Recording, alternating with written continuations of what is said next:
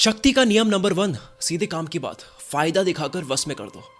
अपने से भी ताकतवर इंसान को आप खुद पर निर्भर कर सकते हो इससे। चंगेज खान जब चाइना पर हमला कर रहा था, 2000 साल पुरानी कल्चर को जड़ से मिटाने वाला था, तब पता है उस वक्त चाइना को किसने बचाया? सुनशाई नाम के फॉरेनर ने, जो सिर्फ चाइना घूमने आया था। सुनशाई ने चंगेज खान को कहा कि आप इस कल्चर को बर्बाद मत करो, इससे आपको कोई फायदा नहीं है, बल्कि अगर ये कल्चर जिंदा रहेगी तो कमा कर देगी, टैक्स लगाएगी हम इसके ऊपर। चंगेज फायदा देखकर रुक गया और सुनशाई अब उसका ऑफिशियल एडवाइजर बन गया। फिर चंगेज ने सेम कैफेंग सिटी पर हमला करा तो एडवाइजर ने कहा कि सरकार, ये चाइना के उच्च दर्जे वाले कारीगर इंजीनियर है जो बहुत अच्छी कलाकारियां करते हैं, इनको मारो मत, इनको मारने से कोई फायदा नहीं होने वाला है, पर इनको जिंदा रखोगे तो काफी कलाकारियां हमारे लिए कर सकते हैं और इनसे कलाकारियां करवाकर हम दुनिया भर में बेच सकते हैं, पैसा कमा सकते हैं। और कैफेंग सिटी के लोग भी इस तरह से बच गए। जिसको सामने वाले को फायदा दिखाना आ गया वो कुछ भी बेच सकता है, चाहे जॉब इंटरव्यू में हो, मीटिंग में हो, डील हो, इन्वेस्टर से पैसा लेना हो, किसी को कन्विंस करना हो, चाहे वो लड़की हो। जिसको सामने वाले को फायदा दिखाना आता है वो हमेशा जीत कर आएगा। The Wolf of Wall Street movie का सीन है कि मुझे ये पेन बेच कर दिखाओ, तो पेन बेचने के लिए कोई कहता है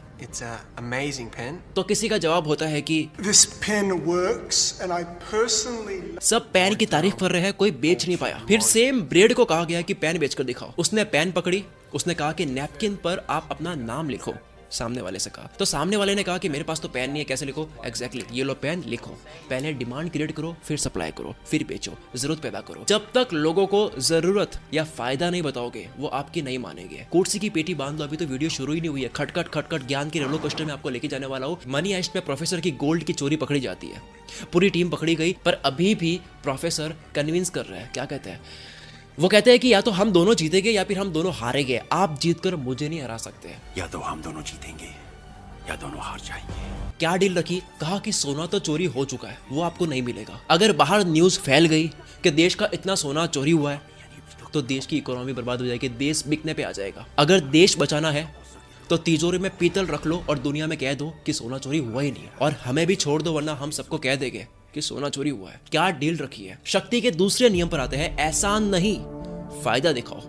एक बुद्धिमान सैनिक को पोजियो फैमिली ने उठा करके राजा बना दिया। एक सैनिक था, राजा बना दिया, पर राजा बन जाने के बाद में वो राजनीति में इतना खो गया कि वो भूल गया कि किस फैमिली की वजह से वो राजा बना। इस राजा ने ऐसी पॉलिसीज भी बनाई जो पोजियो फैमिली को पसंद नहीं आई। राजा लोगों को दिखाता कि मेरे लिए तो सब बराबर है, चाहे वो फैमिली हो जिस फैमिली की वजह से आज मैं राजा बना हूं, मेरे लिए सब बराबर है। राजा शहर से बाहर गया तो पोजियो फैमिली ने गुस्से में हमला कर दिया महल पे। जितने में उनकी फैमिली से एक मेंबर बोला कि ऐसे लड़ते नहीं है, राजा को समझाते हैं, वो मान जाएगा, क्योंकि वो हमारी वजह से राजा बना है तो मानना चाहिए उसको। जितने में वो राजा आता है, उस मेंबर ने कहा राजा से कि मेरी फैमिली से गलती हो गई, मैं माफी मांगता हूँ, लेकिन आगे से हम पीठ पीछे ऐसे हमला नहीं करेंगे। उसने कहा राजा हमारी कुछ बातें सुन लो एक बारी। राजा ने कहा ठीक है, बात करते हैं, बैठ के बात करते हैं, आओ पूरी फैमिली लेकर कल अच्छे से महल में बात करते हैं। जब बात करने के लिए पूरी फैमिली आई महल में, तो राजा ने पूरी फैमिली को मौत के घाट उतार दिया। पता है क्यों? क्योंकि राजा को लग गया कि ये लोग नहीं मानेंगे, ये फिर से हमला करेंगे।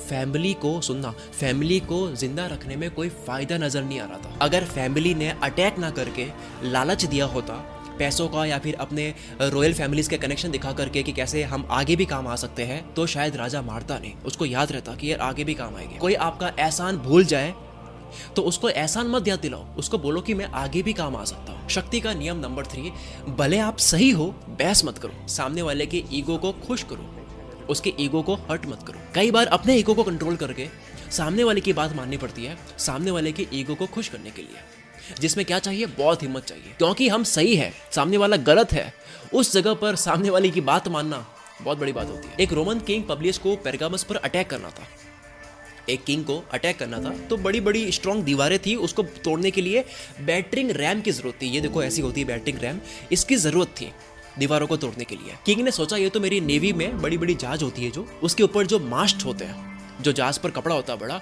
उसको सपोर्ट देने वाला एक खंबा होता है लकड़े का, उसको भी तो हम बैटरिंग रैम बना करके दीवार तोड़ सकते हैं। किंग अपने मिलिट्री इंजीनियर के पास में कुछ बंदे भेजे, जाओ लेकर आओ। तो सोल्जर्स वहां पहुंचे, बात बताइए इंजीनियर को कि हमें बैटरिंग रैम की जरूरत है। इंजीनियर बहुत होशियार था, बोला इतनी बड़ी बैटरिंग रैम की जरूरत नहीं है और ले जाने में भी आपको दिक्कत होगी, और बहुत बहस करी। उसने कहा कि इंजीनियर मैं हूं, मुझे पता है, राजा को नहीं पता है, मैं दे रहा हूं ना, ये लेके जवाब, ये सही है। सोल्जर्स कह रहे हैं कि दे दो, राजा ने जो मांगा है, दिमाग मत लगाओ वरना पटक के यहीं धो देंगे आपको, जो मांगा दे दो, होशियारी मत करो। इंजीनियर मान गया, सोल्जर्स को भेज दिया कि जाओ हम भेज रहे हैं। फिर भी इंजीनियर सोच रहा है कि अगर राजा ने जो मंगवाया है वो भेज दिया तो फिर मैं समझदार किस बात का? मैं वो भेजता हूँ ना जो सही साइज है, जो मंगवाई है वो सही साइज नहीं है तो भेज दी जो इंजीनियर को सही लगी। राजा गुस्सा हो गया, सोल्जर से पूछा ये क्या है? सोल्जर्स ने कहा कि काफी बहस करी तब जाकर के ये मान गया था, लेकिन मानने के बावजूद भी इसने ये साइज दे दी। उस होशियारी को लाया राजा के सामने।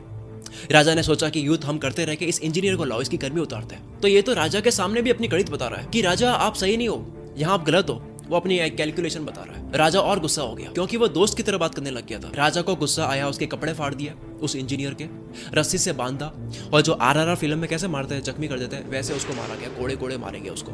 राजा को पता था कि इंजीनियर सही है, पर उसका बताने का तरीका सही नहीं था, वो बहस कर रहा था। बहस की वजह से मारा गया। वो सही था। अपने से पावरफुल से बहस करोगे तो शाबाशी नहीं मिलेगी, उसकी इज्जत करो, उसका ईगो खुश करो। और अगर खुद को सही साबित करना है तो मुंह से मत करो, एक्शन से करो। अब एक्शन से कैसे करना वो सुनो। उसके लिए चौथा नियम सुनो, क्या गजब तरीके से एक्शन से प्रूव करा है, जो कि है डेमो देने का ऐसा तरीका जिससे फकीर भी राजा को मना ले। मोस्ट इंपॉर्टेंट, बिना बहस करे उस इंजीनियर की तरफ। राजा का अपना वजीर पर 30 साल का विश्वास था। आज तक उसने राजा को नाराज नहीं किया। इस वजीर की हर बात फायदेमंद साबित हुई। एक बार वजीर मिशन पे कहीं बिजी था तो साजिश चली इसको बदनाम करने की, राजा के सामने गद्दार दिखाने की, और वो भी झूठे प्रूफ्स के साथ में। वजीर धोखेबाज साबित हो गया। लोगों की बहुत कोशिशों के बाद में वजीर धोखेबाज साबित हो गया कि ये तो राजा पर हमला करने वाला था। राजा ने भी सारे सबूत मान लिए।